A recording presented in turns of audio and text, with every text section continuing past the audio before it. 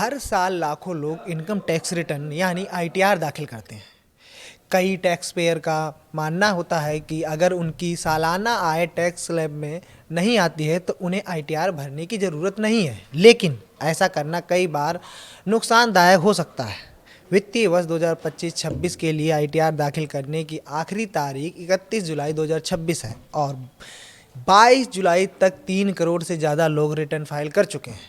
Tax expert के मुताबिक भले ही आपकी आय टैक्स के दायरे में ना आती हो, फिर भी आईटीआर फाइनल करना कई मामलों में फ़ायदेमंद साबित हो सकता है।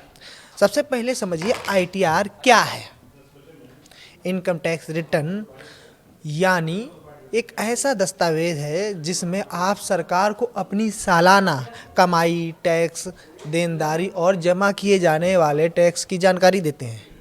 इसके जरिए यह तय होता है कि आपको सरकार को और टैक्स देना है या फिर आपका रिफंड बनता है। नंबर 1, जुर्माने से बचाव। अगर तय समय तक आईटीआर दाखिल नहीं किया जाता है तो लेट फीस देनी पड़ सकती है। ज़्यादा आय वाले टैक्स पेयर पर 5,000 रुपये तक और कम आय वालों पर 1,000 रुपये तक जुर्माना लग सकता है। समय पर रिटर्न भरने से इस अतिरिक्त खर्च से बचा जा सकता है। नंबर 2, इनकम टैक्स नोटिस से बचने में मदद।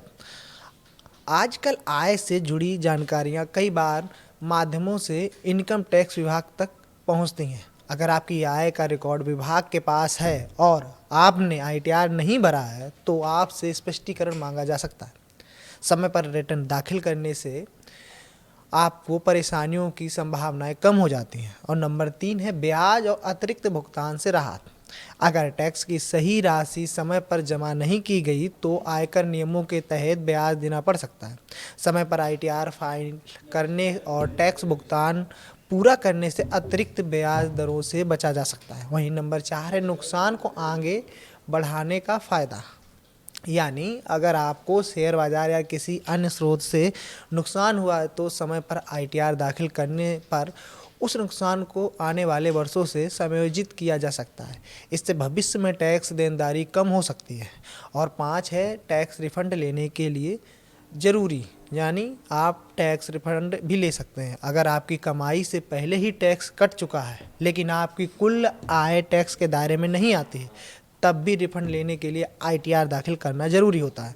रिटर्न प्रोसेस होने के बाद योग्य रिफंड सीधे बैंक खाते में भेज दिया जाता है। वहीं आईटीआर सिर्फ टैक्स चुकाने वालों के लिए ही ज़रूरी नहीं है, बल्कि है आपकी वित्तीय पहचान का एक अहम रिकॉर्ड भी होता है।